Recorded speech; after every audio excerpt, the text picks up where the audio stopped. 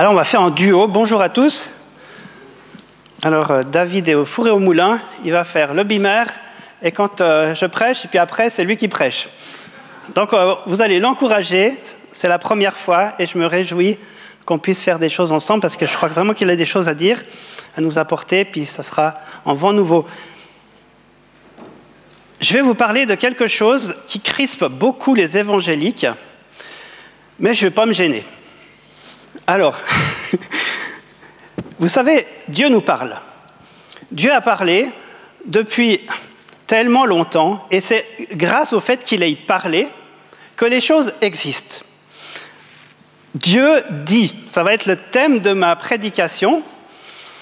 Quand Dieu dit quelque chose, il y a vraiment quelque chose qui se passe après. Il n'y a pas Dieu parle, puis après, peut-être qu'on va y penser, peut-être qu'on va mettre ça dans un coin de sa tête, et puis, non, du tout. D'abord, Dieu, il commence à parler à la matière. Que la lumière soit, et la lumière fut. Il crée tout par la parole, bien sûr. Il crée le genre humain. Il les bénit et il leur dit « Soyez féconds et dominez ». Et bon, pas se gêner, hein. C'est pour ça qu'on est là, heureusement. Et dominer. Et puis, il y a tellement de personnages bibliques auxquels Dieu a parlé directement. Alors il va parler à Noé et il lui dit « Fais-toi une arche en bois de cyprès ». Eh bien, un certain nombre d'années, ou peut-être Dieu ne lui a rien dit du tout. Mais c'était à lui de faire l'arche. Et peut-être qu'il va se sentir méprisé par tout le monde. N'empêche que c'est grâce au fait qu'il ait entendu la voix de Dieu qu'il va sauver sa famille et le genre humain. À Abraham, il dit « Quitte ton pays, ta parenté, ta maison, et va vers le pays que je te montrerai. » Et quitte tout.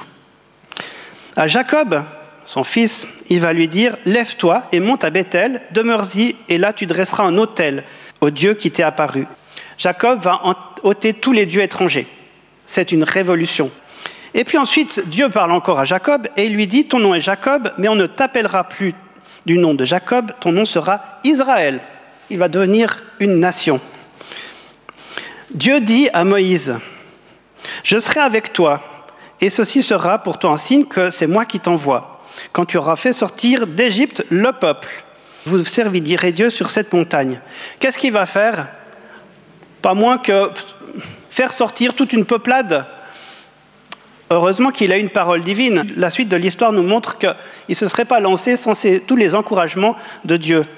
Ensuite, il dit à Josué, quelques années plus tard, c'est vraiment bien quelques années plus tard, « Fortifie-toi et prends courage, car c'est toi qui mettras ce peuple en possession du pays que j'ai juré à leur père de leur donner. » Dieu parle, puis après, il faut suivre. Et Josué va partir en guerre.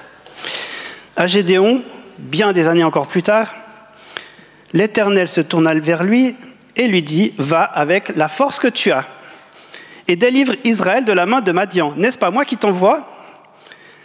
Et donc, voilà, rien moins que sauver un peuple. Dieu parle et c'est suivi d'action. Alors, en résumé,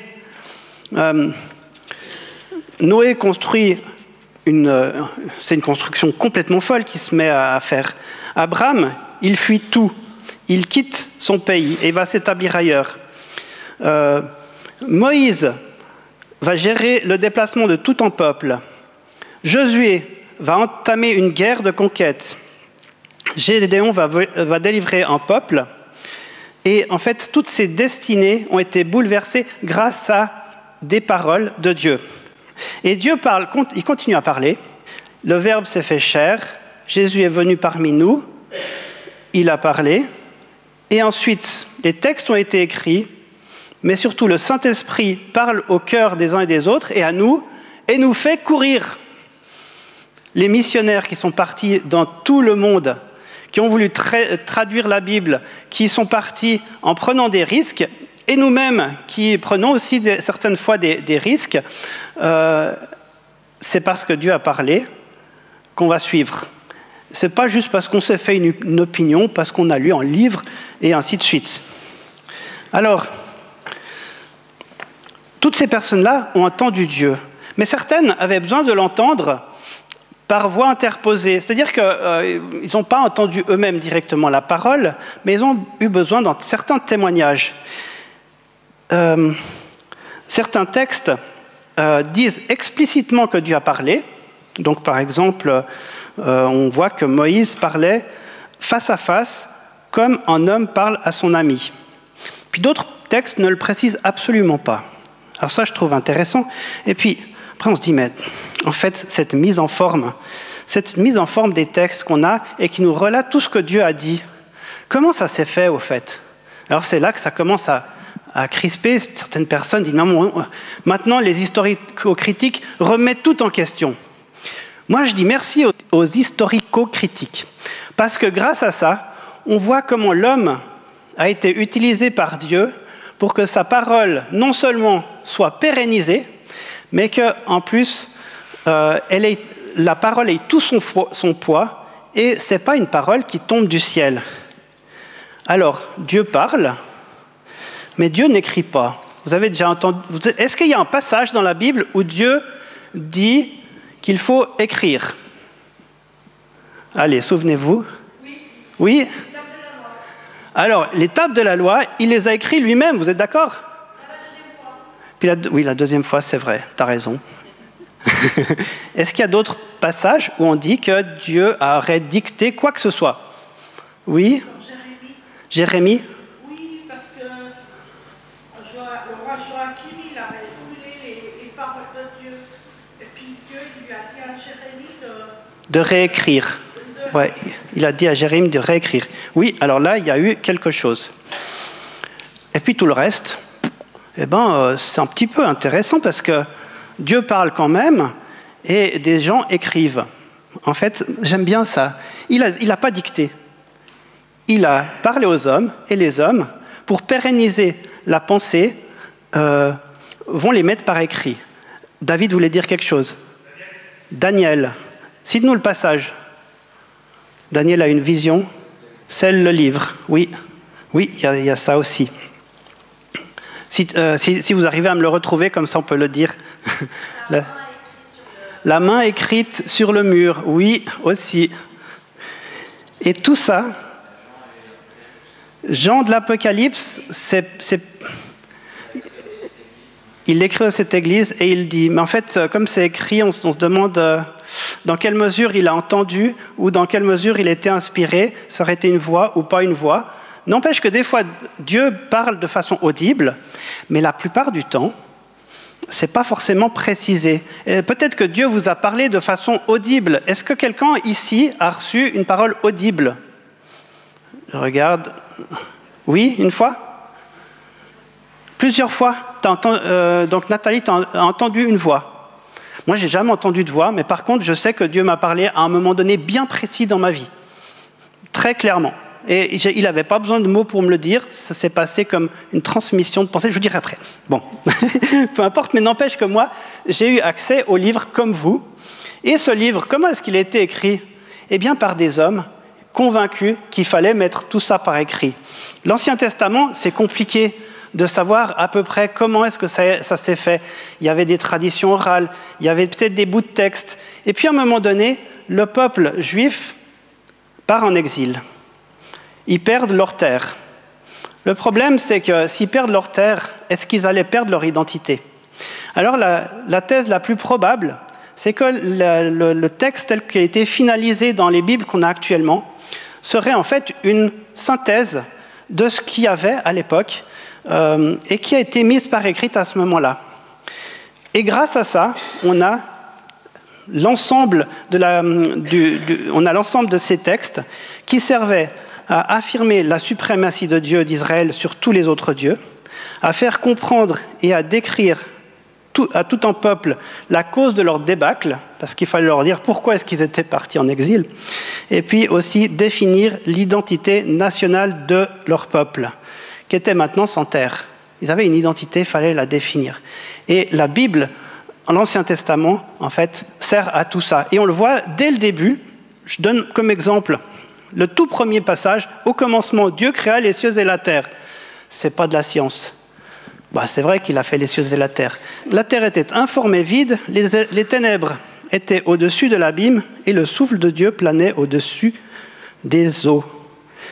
Pourquoi est-ce qu'il y a des eaux? Pourquoi est-ce que l'Esprit de Dieu est au-dessus des eaux? Il n'y a peut-être pas une réponse scientifique à ça, mais en tout cas, il y a une réponse peut-être historique. Parce que dans les peuplades babyloniennes où le peuple a été déporté, les divinités primordiales, c'était la déesse des eaux et puis celui du chaos. Alors ils ont un prénom, il s'appelle, attendez que je retrouve dans mes notes, Apsu, déesse des eaux et le dieu du chaos. Donc en fait, ils sont réduits par ce texte directement en une phrase à des choses créées et Dieu au-dessus. Rien de tel que d'écraser les divinités babyloniennes par une phrase qui entame déjà et montre la direction. Le Dieu est le Dieu des dieux. Sans terre ou avec une terre, Dieu est Dieu. Et alors on attribue à Moïse, bien sûr, cet écrit, la tradition le veut, mais on n'est pas si sûr. Enfin, il y a beaucoup de discussions là-dessus. Et puis la plupart comprendraient. Il faut que je vous montre un exemple. Vous voyez les bâtiments qu'on fait, qu'on nomme. Par exemple, on a le collège de Saussure, on a le collège Rousseau, on a le collège Calvin, le collège Claparède. Monsieur Jean-Jacques Rousseau, qui a un nom sur son collège, n'a jamais construit quoi que ce soit à ce niveau-là. Il n'a pas construit le collège. Et par contre, on va lui attribuer la paternité de ce collège parce que, en tant que libre penseur, on produit des libres penseurs, et donc le collège Rousseau, nommé tel quel, c'est tout à fait pertinent. Et dans notre culture, ça va, c'est correct. Mais dans la culture de l'époque, nommer la personne qui écrit, c'était peut-être un peu orgueilleux. Et on pense que l'attribution à Moïse est peut-être et probablement une attribution de cette manière-là, honorifique, mais que, comme les architectes ne disent pas forcément qui ils sont, eh bien, il peut y avoir d'autres personnes qui aient aidé à l'écriture. Ça change quoi, franchement? On peut se chamailler sur qui écrit ou pas, etc. Mais les textes d'eux-mêmes, moi, ça m'inspire de voir l'histoire de Noé, l'histoire de Moïse. Ça m'inspire, c'est-à-dire que Dieu me parle au travers de ces textes, quelle que soit la manière par laquelle ils ont été faits. Et ça, je trouve que c'est pas du tout une attaque à la souveraineté de la Bible, parce qu'elle se démontre par elle-même comme étant une source d'inspiration, et le Saint-Esprit lui-même qui est en moi atteste que c'est de cette manière-là qu'il faut penser dans mon quotidien, au travers de cette histoire que je vais lire, qui me parle dans le lointain passé, peu importe, eh bien, moi, ça va me parler, et ça va résoudre des problèmes dans mon quotidien. C'est pareil avec Jésus. Le Verbe s'est fait chair. Jésus fait un tas de choses. Il faudrait des livres pour tout écrire ce qu'il a fait, paraît-il. Bon, tous ces livres n'ont pas été écrits. Certains l'ont été. Mais Jésus, il n'a rien écrit. Ah, vous allez me dire, mais non, il a écrit quelque chose. Il a griffonné par terre quand la femme adultère était en train de se faire accuser. Mais est-ce que vous avez vu un autre moment qu'il a écrit quoi que ce soit? Ben non, parce qu'il y avait des gens pour ça après coup. À un moment donné, on a vu Jésus parler, agir, et tout le monde ne l'a pas vu. Les témoins oculaires étaient là, les gens se sont racontés parmi, une tradition orale s'est perpétuée, les apôtres étaient là, c'est génial, on avait le témoignage direct. Puis à un moment donné, au fil des années, eh ben, les apôtres étaient de moins en moins là, ils prenaient de l'âge. Et on s'est dit, mais quand même, il faudrait quand même faire quelque chose pour ces gens qui vont suivre, pour qu'on ait la trace de ce qui s'est passé. Alors, après coup, ce n'est pas un travail journalistique fait comme à notre époque. Eh bien, les textes se sont faits, mais il n'y avait pas que les textes qu'on a retenus. Il y avait d'autres textes. Et je trouve ça super intéressant de voir qu'en fait, les personnes qui ont mis par écrit voulaient vraiment nous encourager à continuer à croire et à agir de la même manière. Alors c'est Pierre. Pierre va dire « Ce n'est pas en effet en suivant des fables habilement conçues que nous vous avons fait connaître la puissance et l'avènement de notre Seigneur Jésus-Christ, mais c'est comme ayant vu sa majesté de nos propres yeux, car il a reçu de Dieu le Père l'honneur, la gloire, quand la gloire magnifique lui fit entendre une voix qui disait « Celui-ci est mon bien-aimé, en qui j'ai mis toute mon affection ». Et nous avons entendu cette voix venant du ciel lorsque nous étions avec lui sur la sainte montagne. Et puis après, il précise encore quelque chose qui n'est pas des moindres, et nous tenons pour d'autant plus certaine la parole prophétique à laquelle vous faites bien de prêter attention. Tout ça mis par écrit. L'intention, elle est très claire. Ils sont des témoins oculaires, et dit on ne vous raconte pas des histoires. Jésus va dire « Heureux ceux qui n'ont pas vu, mais qui ont cru ». Et nous sommes pour la plupart des gens qui n'ont pas vu, mais qui ont cru. On n'a pas tous vu des miracles, mais on a cru. Puis alors, les textes étaient là, mais il n'y avait pas que ça comme texte. Et pour faire la Bible, les premiers récits et les premiers textes dont Paul va s'inspirer, c'est quand même ce qu'on appelle l'Ancien Testament, qui était traduit en fait à la base en grec. Il y avait la version hébreu et la version grecque. Les chrétiens, qui étaient pour la plupart pas forcément ni hébreux, ils connaissaient pas forcément l'hébreu, ils avaient une sensibilité plus pour le grec. Et donc la version des Septante, qui avait été écrite quelques siècles avant, faisait office de Bible pour eux. Et la version des Septante, c'est une traduction de la Bible en grec, alors que les textes étaient à la base en hébreu. Alors, les Juifs ont retenu ce qu'on appelle le Tanakh, donc la tradition a retenu les textes issus de l'hébreu, et en fait, la tradition chrétienne a retenu la Septante avec la traduction grecque. Mais cette traduction grecque était une compilation aussi d'autres ouvrages que peut-être vous ne connaissez pas ou vous connaissez, et qui étaient inclus là-dedans. Et en fait, à un moment donné, quand il a fallu choisir quels étaient les textes inspirés, eh bien, on s'est à la base appuyé sur les textes grecs avec ce que l'on appelle maintenant les deutérocanoniques, qui ne figurent plus dans la Bible, dans nos Bibles. Alors ça, je trouve ça intéressant de voir qu'au IIe siècle, il y a un certain Marcion qui s'est dit « mais tout ce qui est un peu trop judaïque, j'aime pas ». C'est un philosophe, un grand penseur qui a dit « je veux enlever tout ça ». Il a voulu ôter de tous les textes qui étaient trop judaïsants et il ne voulait retenir que celui de Luc et il enlevait tous les autres. Alors, ça a fait réagir un petit peu les évêques de l'époque qui se sont dit « mais nous, il faut qu'on fixe quand même les textes qui sont inspirés, dont on reconnaît l'autorité, et ceux qui ne le sont pas. » Et les textes circulaient. Il y avait par exemple la première lettre qui a été inscrite, qui était vraiment faite et transmise, c'était celle des Thessaloniciens. C'était les lettres de Paul. Paul, il n'a peut-être pas pensé qu'il écrivait la Bible. Je ne sais pas, il faudrait lui demander. Quand on sera au ciel, on lui demandera comment il pensait que ces textes allaient être utilisés après. Mais il écrivait à des églises. Et c'est hyper inspirant. Et l'ensemble des chrétiens qui étaient à l'époque a reconnu l'autorité de ces livres comme étant une révélation divine. Et de même que les évangiles ont été retenus. Et d'autres n'ont pas été retenus. Vous savez qu'il y avait d'autres évangiles, par exemple. Donc, dans le premier canon des Écritures, qu'est-ce qui s'est passé ? Eh bien, on a retenu des livres qui n'y figurent plus dans l'Ancien Testament, et on a écarté d'autres que peut-être vous n'avez jamais connus. Donc, par exemple, tous les livres qui étaient du IIIe jusqu'au 1er siècle, qui figuraient dans la tradition des Septante, ont été acceptés.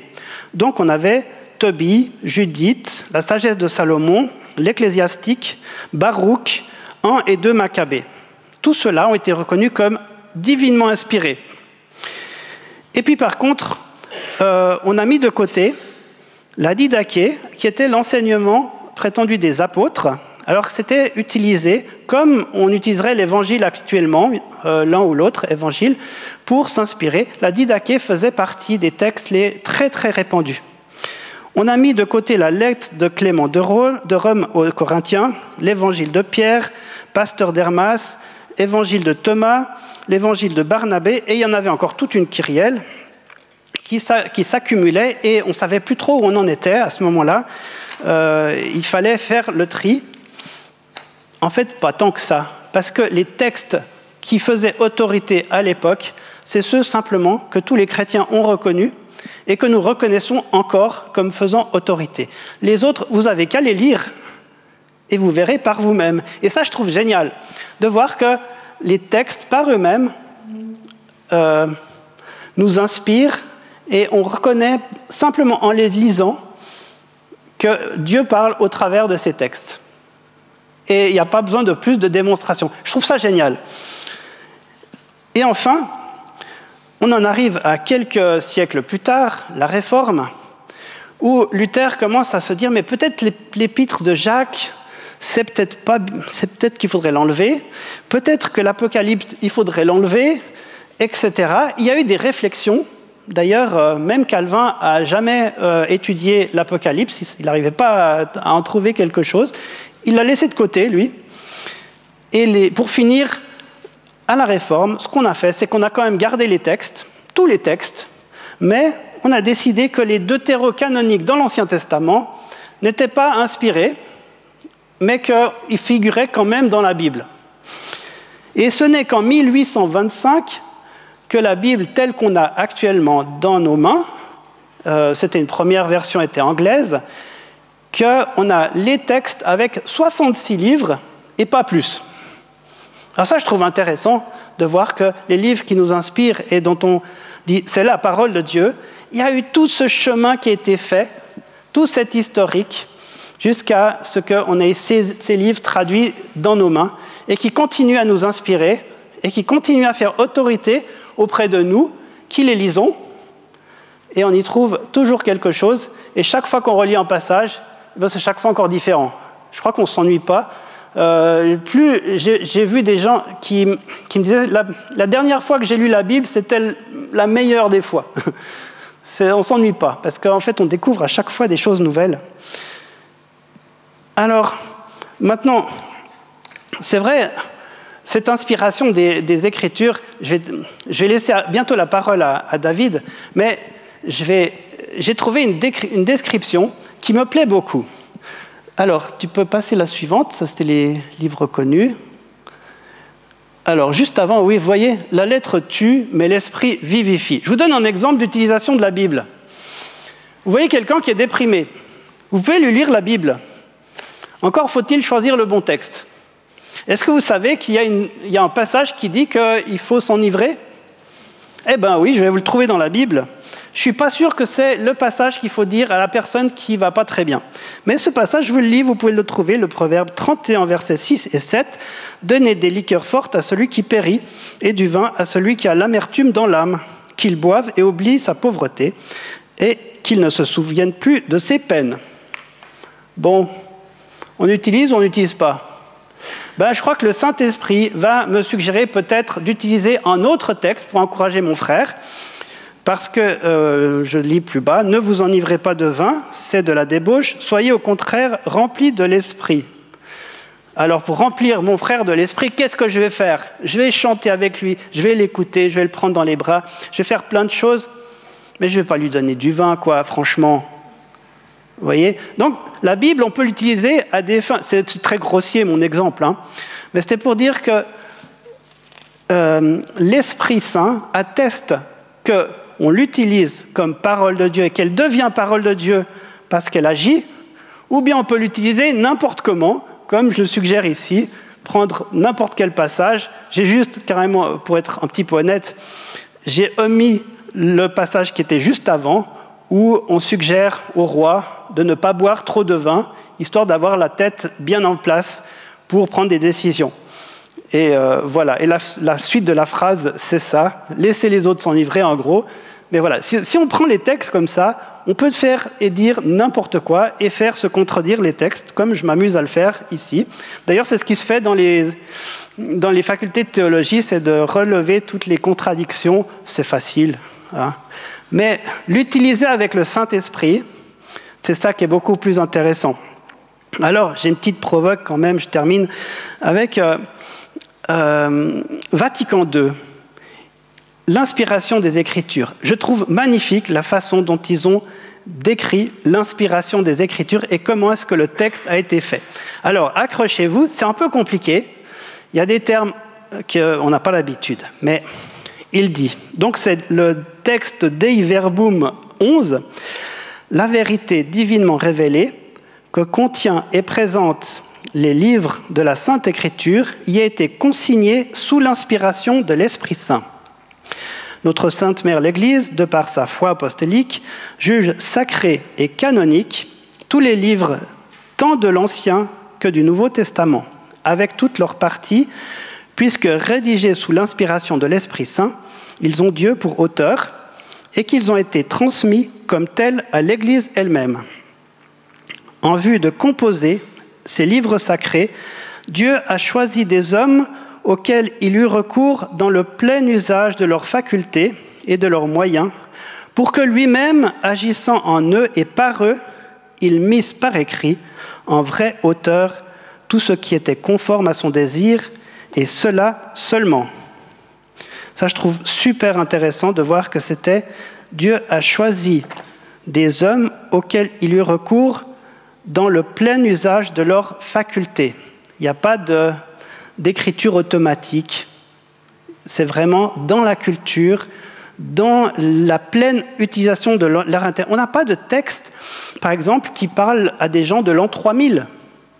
Il n'y a que des textes qui parlent, qui répondent à certaines situations à l'époque, selon le contexte culturel, le contexte du langage, et qui après est transposé, et ça nous parle. Mais on n'a pas des passages qui vont nous parler de dans 4000 ans. Comment est-ce qu'on parlerait à quelqu'un? Je ne sais pas. Les prophéties, c'est bien autre chose encore, oui.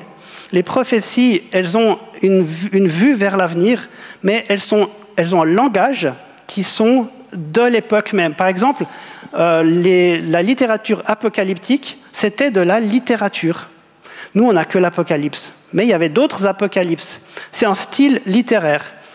Et ce style-là, bien sûr, on l'a oublié, bien sûr, parce qu'il y a d'autres styles, mais c'était un style littéraire en soi. Et par ce biais, eh bien, des choses sur l'avenir nous sont dites, mais dans un langage qui correspond à une culture donnée. Dieu vous a parlé, Dieu parle, et je pense que la suite, c'est maintenant à David. Tu peux mettre la slide suivante, elle est toute noire, comme ça.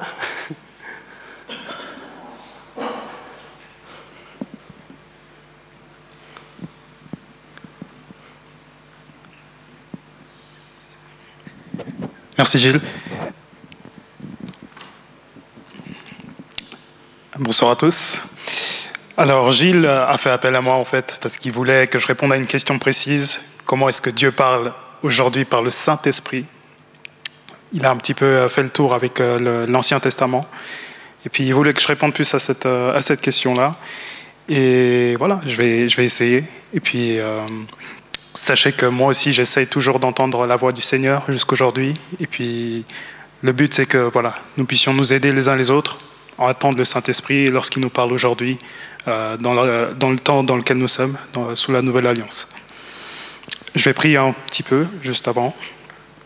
Notre Père, nous te remercions encore pour ce moment. Nous te remercions parce que tu nous parles, parce que tu nous as tous conduits ici. Tu nous as gardés tout le long de cette semaine et tu nous ouvres une nouvelle semaine encore en ce mois de février. Te demandons ton aide. Aide-nous à entendre ta voix maintenant. Et puis aide-nous à nous focaliser sur toi. Nous appelons ton règne aussi. Règne dans le cœur de chacun d'entre nous. Remplis-nous de ton Esprit Saint. Laisse-nous être attentifs à ta voix et puis obéissants. Et puis nous te prions aussi de soutenir les personnes dans le besoin, qui ont besoin d'entendre ta voix, de savoir ce que tu leur dis, que tu les diriges dans le nom de ton Fils Jésus. Pardonne-nous aussi de nos fautes. Pardonne-nous de nos fautes, Père. Et puis nourris-nous de ton pain, ce pain d'aujourd'hui. Et reçois toute la gloire, l'honneur, la puissance au nom de Jésus. Amen. Alors voilà, pour faire un parallèle entre l'Ancien Testament et puis le Nouveau, souvent on remarque que Dieu apparaît justement, comme l'a dit Gilles tout à l'heure, par exemple à Moïse, au travers du feu qui brûle sur le buisson, mais le buisson ne brûle pas, le buisson ne se consume pas, pardon.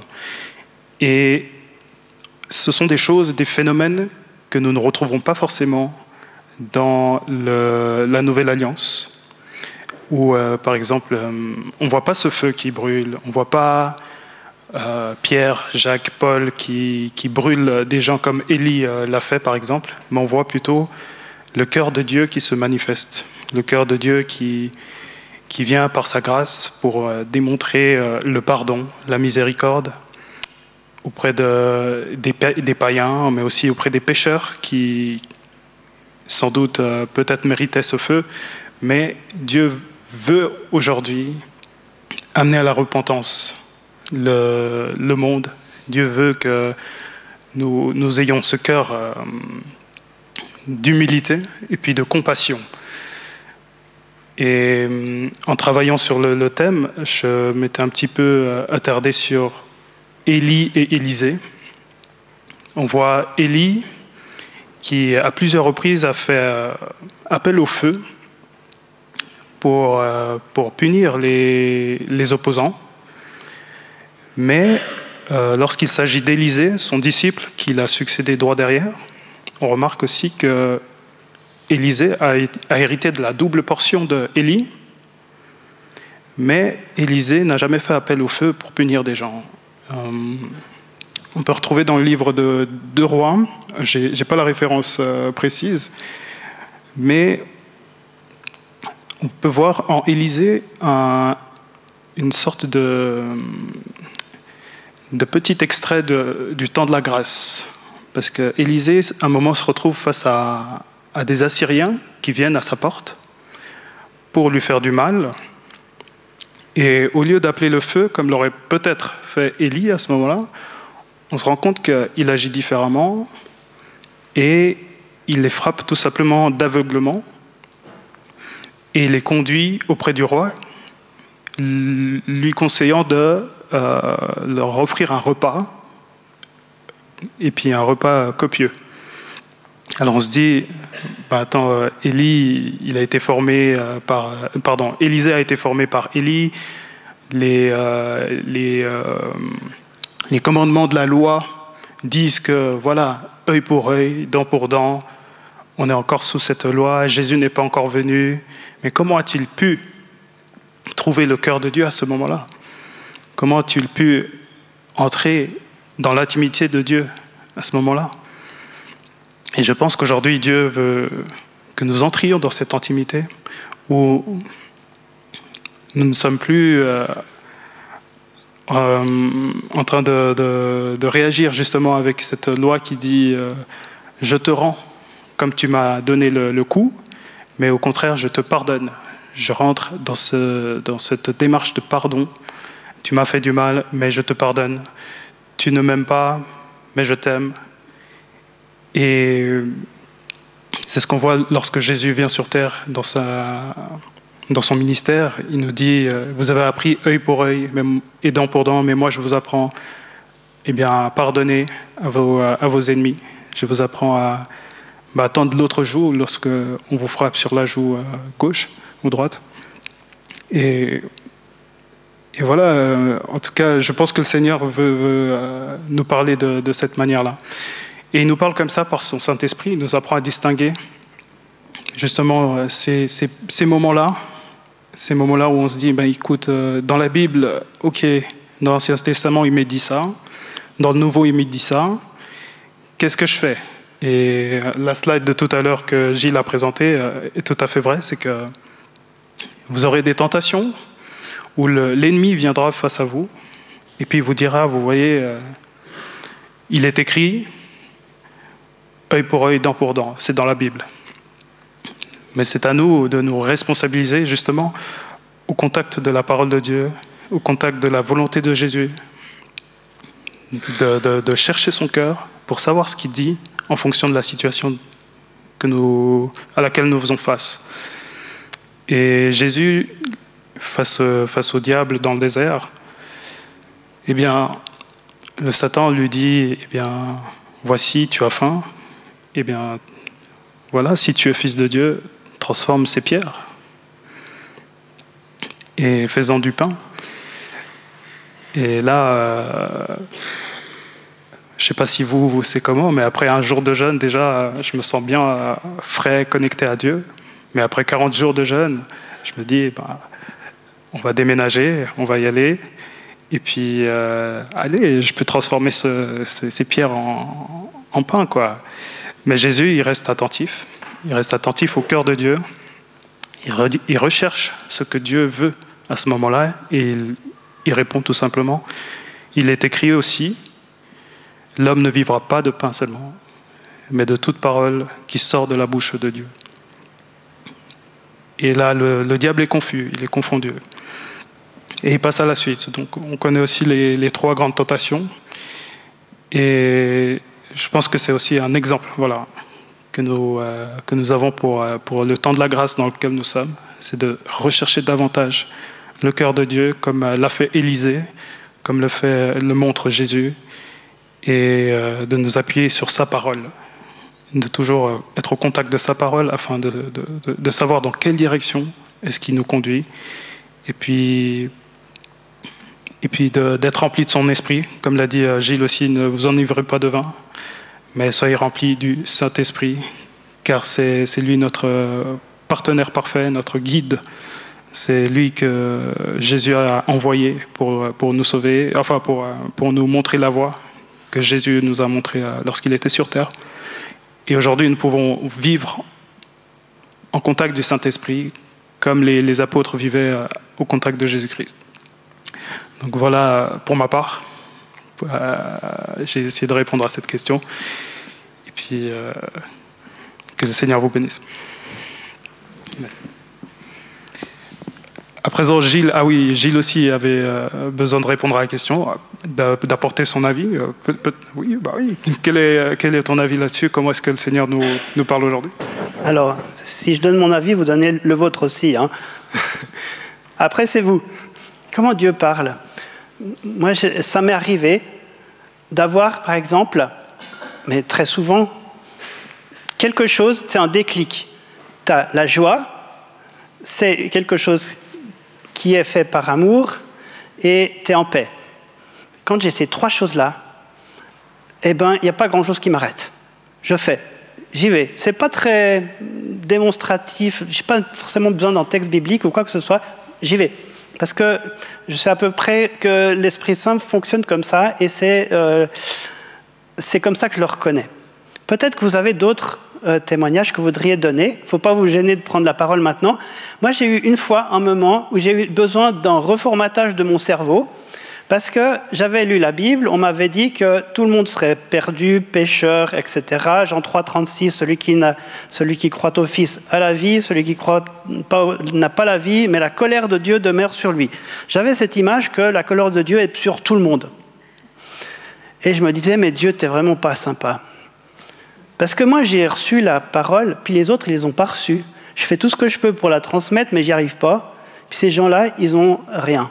C'est pas juste. Et j'étais en train de m'angoisser à voir tous ces gens qui se perdaient, et j'avais pas de réponse. Et à un moment donné, c'était vraiment impressionnant, ça a duré peut-être 1 seconde. J'ai eu une présence physique. Imaginez un enfant, alors moi j'étais à la place de l'enfant, et puis voyez un père qui prend dans ses bras, et puis qui met sa joue contre la joue de l'enfant. Et qui dit, mais moi aussi je les aime. Moi aussi je les attends.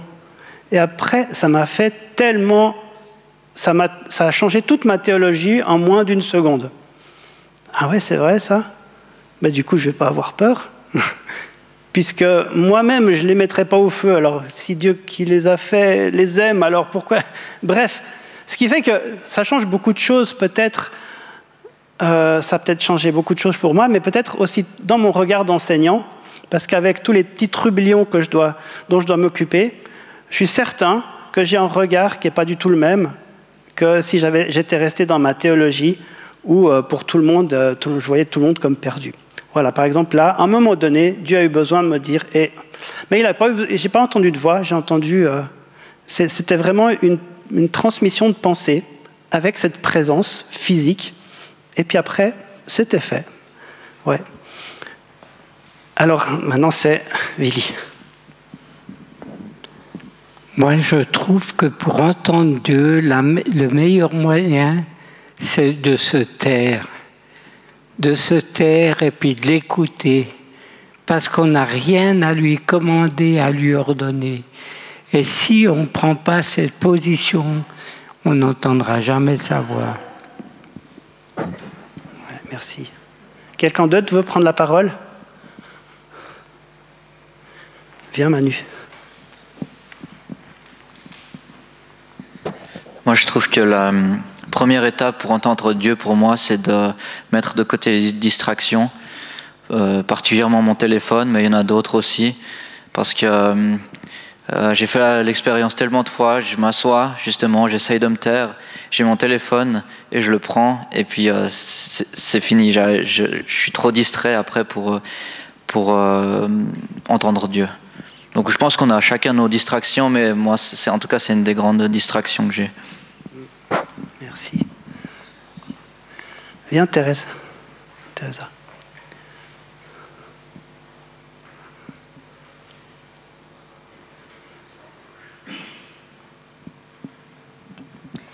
Moi, je n'ai jamais entendu audiblement comme ça, mais plusieurs fois, Dieu m'a parlé par sa parole, en me citant des versets vraiment à l'intérieur. J'entendais à l'intérieur les versets. Et ça fait plusieurs fois. Surtout vers l'aurore, vers le matin. Je suis encore au lit. Et plusieurs fois, voilà. Et Carole? Moi, qui m'a le plus frappé sur la parole, c'est que moi, j'ai été harcelée pendant des années à l'école. Et je pensais que venger sur mes anciens ennemis, c'était se venger. C'était œil pour œil, dent pour dent. Mais un jour, je suis tombée sur un verset.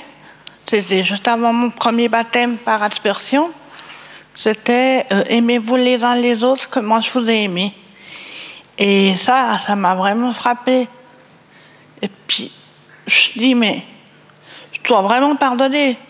Puis après, j'ai vu la parabole du serviteur et du roi, qui racontait que le serviteur, il n'a pas pardonné à un, il a été en prison. Puis en plus, le roi, il avait annulé la dette de ce premier serviteur. Et ça a été très difficile, ça m'a mis vraiment des années à pardonner. Puis un jour, j'en pouvais plus, j'ai dit, mais Seigneur, donne-moi la force de pardonner, aide-moi. Puis j'ai vraiment supplié. Puis j'étais fatiguée, je me suis endormie. Le lendemain, j'avais une force qui se renouvelait. Et puis j'ai dit, ok, je pardonne. Merci. Alors je note la parole à personne. Oui. Ben venez toutes les deux, puis je trouve que c'est super qu'on puisse vivre ces temps comme ça, où on voit comment Dieu nous a parlé, les uns et les autres. Moi, j'aimerais seulement ajouter que quand Dieu nous parle,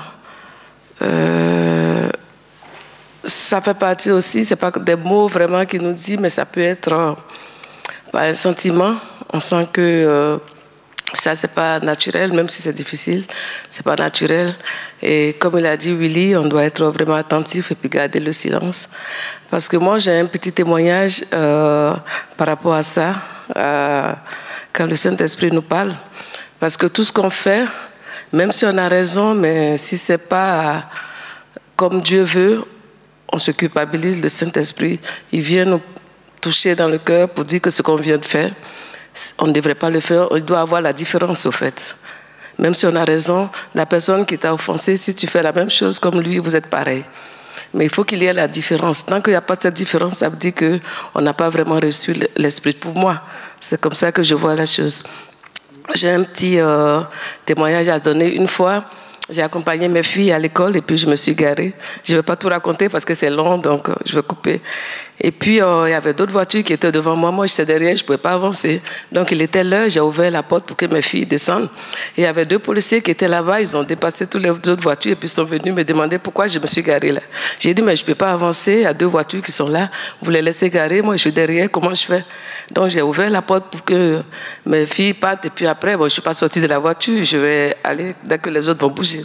Alors, il s'est énervé, il a commencé à crier. Après, moi aussi, je me suis énervée et puis j'ai commencé à crier, à lui dire des mots qui ne sont pas vraiment gentils. Mais c'est lui qui a commencé et puis vraiment, je ne pouvais pas sauter sur les autres voitures. Donc voilà, il fallait que j'attende. Mais après, quand je suis partie à la maison, mais j'étais mal, mais vraiment mal. Je me suis mis à genoux, j'ai commencé à pleurer. J'ai dit, mais c'est quoi que je prends? Les gens, ils m'ont vu. J'ai commencé à crier avec le policier, je dois être l'exemple. J'ai agi comme lui, ça veut dire que je suis comme lui. Donc pour moi, le Saint-Esprit me rend conscient de ce que je viens de faire. Ça n'a pas de différence avec ce que le policier il a fait, peut-être qu'il n'est pas chrétien. Donc pour moi, ça fait partie de notre comportement. C'est que entendre le Saint-Esprit et puis être à son écoute, ce n'est pas des mots qui vont venir souffrir, mais c'est par rapport à notre comportement aussi, par rapport à ce qu'on vit, on peut le sentir. Quand Dieu nous parle, on le sent. Soit peut te faire soit du bien, ou bien ça peut te rendre conscient que tu as fait quelque chose, que tu dois te repentir, ou bien tu dois aller vers cette personne pour demander pardon. Donc voilà, pour moi, c'est un peu comme ça. Merci. Donc la conscience. Ouais. Et Nathalie? Alors pour ma part, Dieu m'a parlé quand je ne le cherchais pas. La première fois, je le connaissais encore pas.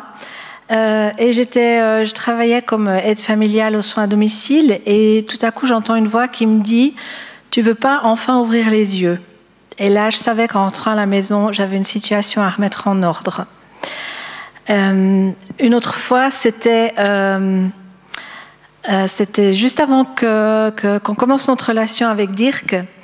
C'était Nouvel An et puis on fêtait Nouvel An en équipe et puis il arrive chez moi, il y avait une longue discussion et tout et puis c'était convenu qu'il m'amenait une chaîne stéréo et puis au moment où il pose la chaîne stéréo, j'entends le Seigneur qui me dit « Tu veux pas enfin accepter les cadeaux que je te fais ?» Et j'étais là, tu parles de qui? De la chaîne stéréo ou de Dirk? En fait, c'était les deux. Et une autre fois, j'étais conduite au travers du guide pour la lecture de la Bible à lire dans Ésaïe, mais je n'avais pas compris qu'est-ce que je devais lire dans Ésaïe ce jour-là. Et en fait, la lecture a été très très longue et il m'a fait arriver jusqu'à Ésaïe 54 et là, je savais qu'il me parlait du début à la fin, pour ma vie passée, pour ma vie présente et pour les combats qu'il y aurait à mener par la suite. Et aussi, c'est souvent, quand j'ai eu dans le passé des temps de jeûne, c'est jamais dans ces moments-là qu'il me parle, c'est toujours après. Donc voilà, un témoignage différent. Merci. Coco, vous voulez dire quelque chose? Anne? Ah ben, écoute, du coup, c'est super, on aura une... je laisse passer Coco juste d'abord. C'est le premier qui lève la main. Merci. Bonjour tout le monde, bonsoir. Et puis, je vous salue au nom de Jésus-Christ, c'est notre Seigneur. Que vous soyez bénis avec sa force, sa puissance. Il est le seul qui peut nous sortir de tout ce qu'on a comme problème. Moi, je viens de loin. Si je suis venu ici, c'est grâce à Dieu. Et mon frère qui m'a accompagné, M. Bwanda, Frédérico. Donc, si je fais mon témoignage, il ne faut pas crier. Hein. Je suis père de 11 enfants, 9 mamans, 8 petits-fils. Ce n'est pas moi, c'est le bon Dieu qui donne la vie. C'est lui qui donne cette souffle. Et il y a 2 semaines que j'ai un petit-fils. C'est le bon Dieu qui m'a donné. Et tous mes enfants et tous mes petits-fils me ressemblent. J'ai dit merci Seigneur. C'est merveilleux, mais je ne suis pas marié.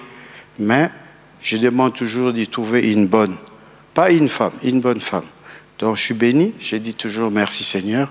À vous, tout ce qui est là, c'est le souffle de vie que vous avez. Je remercie toujours mon frère qui est là-bas, M. Bwanda, Et je remercie aussi Jules. On va se voir encore la prochaine fois. On va parler d'autres choses. Je ne vais pas être long, mais je vous remercie. Sois bénis. Bon dimanche. Anne, merci. C'est pour dire que Dieu nous utilise aussi pour parler aux autres. Quand il y a quelqu'un un pasteur qui me parlait après une cérémonie et qui m'a dit quelque chose et ça m'a été droit au cœur en fait. C'est vraiment Dieu dans une discussion banale sur le pas de la porte. Il sort une phrase de quelque chose qu'il est en train de vivre. Et en fait, cette phrase, il s'en est pas rendu compte. C'est vraiment allé droit dans mon cœur. Et c'était exactement ce dont j'avais besoin d'entendre à ce moment-là. Puis après, j'ai pu les redire. Je sais pas si tu t'es rendu compte, mais ce que tu as dit, c'était vraiment inspiré par Dieu à ce moment-là pour moi. Donc c'est intéressant qu'on peut entendre la voix de Dieu aussi par les autres, nos frères et sœurs. Et ça m'a aussi donné envie de dire, je veux, Seigneur, être ce canal pour dire des paroles qui viennent de toi à mes frères et sœurs. Ouais, merci. Allez, Myriam. À Mignon, on s'arrête. Merci. Moi, je voulais juste rajouter, à Réma, on nous avait dit, souvent on essaye d'entendre la voix de Dieu et puis on ne comprend pas pourquoi on n'entend pas et on a l'impression que Dieu ne nous parle pas. Et puis, il y a un enseignant qui nous a dit, Dieu est un Dieu bavard, il parle tout le temps et il faut vraiment... juste prendre, comme Vili a dit, prendre le temps de l'écouter.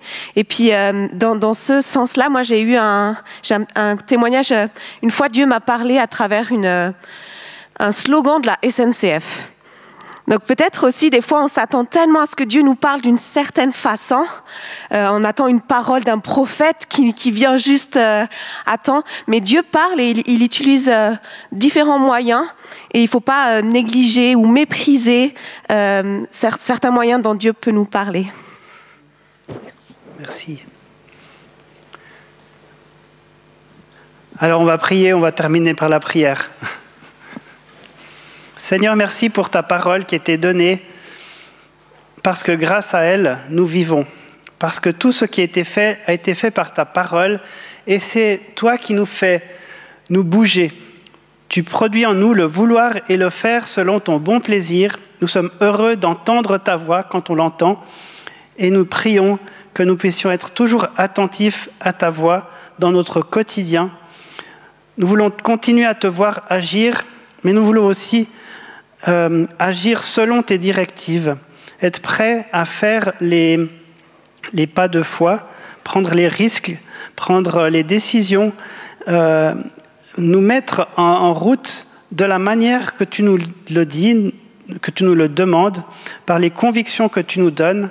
Seigneur, parle encore à nos cœurs, parle-nous aussi en tant qu'Église. Nous te prions, Seigneur, que ton Esprit Saint soit déversé sur ce lieu et soit aussi déversé sur les autres communautés qui sont dans ce lieu et qui utilisent ces locaux. Nous te prions, Seigneur, que ton Esprit Saint réveille ton peuple et que tous ensemble, nous puissions te rendre manifeste. Parce que quand on peut agir selon tes directives, eh bien, il se passe vraiment quelque chose. Seigneur, garde-nous de rester religieux. Nous voulons continuer à marcher par l'Esprit et avec tous les fruits qui en découlent, ces fruits sont bons et nous t'en remercions. Au nom de Jésus. Amen.